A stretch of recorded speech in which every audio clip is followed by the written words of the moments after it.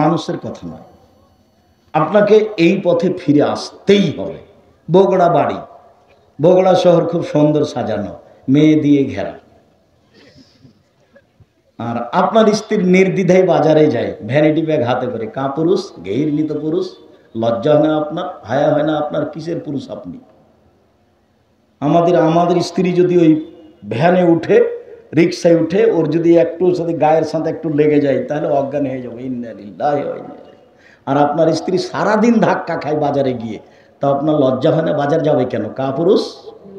আপনি মারা গেছেন, আপনার স্ত্রী বাজারে যাবে কেন? আপনার ছেলে মারা গেছে, কা পুরুষ? বাজারে যাবে কেন আপনার স্ত্রী? আপনার মেয়ে কেন যাবে? তার ভাই নাই, তার বাপ নাই, তার আত্মীয় স্বজন নাই, তার দাদা নাই, তার নানা নাই, ও দুনিয়াতে হঠাৎ করে লাফ দিয়ে পড়ে গেছে, কেন যাবে? কেন যাবে? ফাজলামি করেন ধর্মের সাথে? অত সহজ? জন্ম দিয়েছে, বিদ্যা শিখিয়ে দিয়েছে, শিষ্টাচার শিখিয়ে দিয়েছে। শিষ্টাচার কি জিনিস? শিষ্টার কাজ কি জিনিস?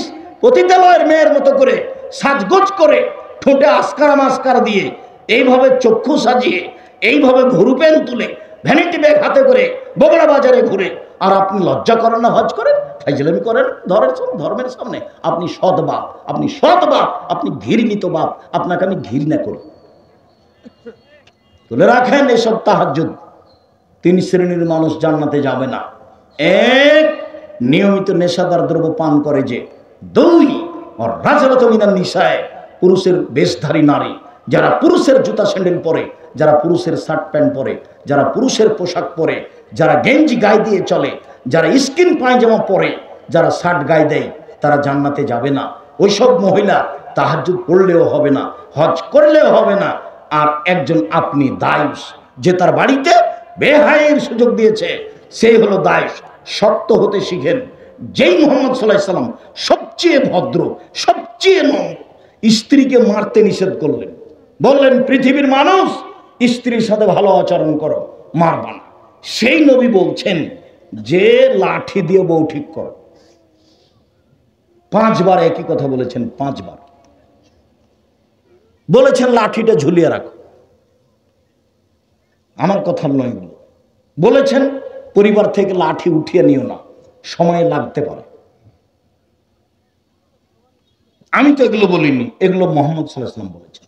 চলেন, রাসূল সাল্লাল্লাহু আলাইহি ওয়াসাল্লাম বললেন 4টা কাজ আল্লাহর কাছে সবচেয়ে প্রিয়। শেষে চলে এসেছে। রাসূল সাল্লাল্লাহু আলাইহি ওয়াসাল্লাম বলছেন 4টা কাজ আল্লাহর কাছে সবচেয়ে প্রিয়। 4টা।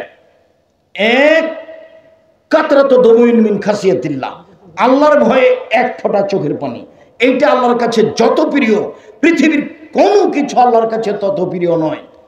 10 লক্ষ টাকা খরচ করে হজ করা কাজটি আল্লাহর কাছে যত প্রিয়, চোখের 1 ফোঁটা পানি আল্লাহর কাছে তার চেয়ে লক্ষ গুণ বেশি প্রিয়। রমজান মাসের সিয়াম ব্যতিক্রম ইবাদত, এই ইবাদত আল্লাহর কাছে যত প্রিয়, 1 ফোঁটা চোখের পানি আল্লাহর কাছে তার চেয়ে 1000 গুণ বেশি প্রিয়। সালাত ভিন্ন ধরনের ইবাদত, সালাত কারোর সাথে মিল রাখে না, ব্যতিক্রম ইবাদত একটা সালাত, একেবারেই ব্যতিক্রম। কোনো নিয়ম কানুন বুঝে না, কোনো সমস্যা বুঝে না। সালাত আদায় করতে হবে, অজু করে করতে হবে, পানি নেই তো তায়াম্মুম করে করো, বলে মাটি নেই তো এমনিতেই পড়ো। কেবলার দিকে মুখ করে পড়তে হয়, কেবলা বোঝা যায় না, এমনিতেই পড়ো। দাঁড়িয়ে পড়তে হয়, দাঁড়িয়ে থাকা যায় না, বসে পড়ো, বসে থাকা যায় না তো শুয়ে পড়ো। পরিষ্কার কাপড় পরে নামাজ পড়তে হয়, তাহলে পরিষ্কার কাপড় নেই তো যাতে পায়খানা লেগে আছে সেটাই পরে পড়ো। বলে পায়খানা লাগা না লাগা কোনো কাপড়ই নেই, বলে উলঙ্গ হয়ে পড়ো। অবাক ইবাদত। যাকাত এমন নয়, যাকাত আপনি 10 দিন আগে দিয়ে দিতে পারেন, 10 দিন পরে দিতে পারেন, এরকম ইবাদত যাকাত নয়। হজ এরকম নয়, এবছর করলেন না সামনেবার করেন, সমস্যা নেই। সিয়াম রোজা, আপনি অসুস্থ পরে করিয়েন। দেখেন কিছু মানে। সালাত একেবারেই ভিন্ন ধরনের ইবাদত, কোনো কিছুই মানে না, কোনো কিছুই মানে না। এরপরেও সালাত ইবাদত আল্লাহর কাছে যত প্রিয়, 1 ফোঁটা চোখের পানি আল্লাহর কাছে তার চেয়ে 1000 গুণ বেশি প্রিয়। লাইসা শাইউন আহাব্বা ইলাল্লাহি মিন কাতরাতাইনি ওয়া আসরাইনি এক, এক ফোঁটা চোখের পানি। দুই, আল্লাহর রাস্তায় এক ফোঁটা গায়ের রক্ত, ফিসাবিল্লাহ জিহাদ, এক ফোঁটা গায়ের রক্ত। তিন, যুদ্ধে নেমে কেটে যাওয়া ফেটে যাওয়া দাগ চিহ্ন। 3 নম্বর, এইটা যত প্রিয় অন্য কিছু তত প্রিয় নয়। 4, ইবাদত করতে করতে কপালের দাগ, হাঁটুর দাগ, পায়ের টাকনুর দাগ, এই দাগ আল্লাহর কাছে যত প্রিয় পৃথিবীর কোনো কিছু আল্লাহর কাছে তত প্রিয় নয়। 4টে সিরিয়াল আসছে দেখেন। এক, এক ফোঁটা চোখের পানি, এটা সহজ। 2, এক ফোঁটা রক্ত, এটা কঠিন। 3, যুদ্ধে নেমে কেটে যাওয়া ফেটে যাওয়া দাগ, এটা কঠিন। 4, ইবাদত করতে করতে টাকনুতে হাঁটুতে কপালে দাগ, এটা কঠিন। একটা নিজের আয়ত্তের ভিতরে না। 1 নম্বরটা আছে, এক ফোঁটা চোখের পানি। রাসূল সাল্লাল্লাহু আলাইহি ওয়াসাল্লাম বলছেন, লাইসা শাইউন আকরামু ইনদাল্লাহি মিনাদ দুআয়ে, আল্লাহর কাছে চাওয়া কাজটা সবচেয়ে প্রিয়, সবচেয়ে প্রিয়। মানুষের স্বভাব আর আল্লাহর গতি এক নয়।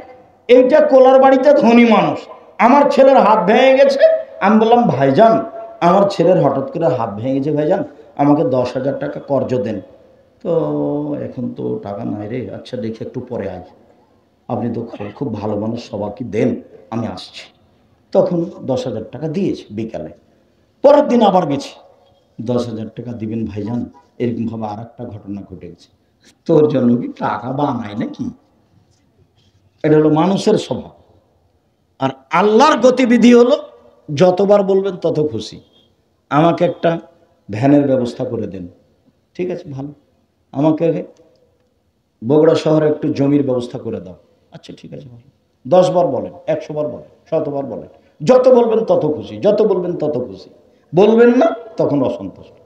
মুখখান নাই, বলো না কেন?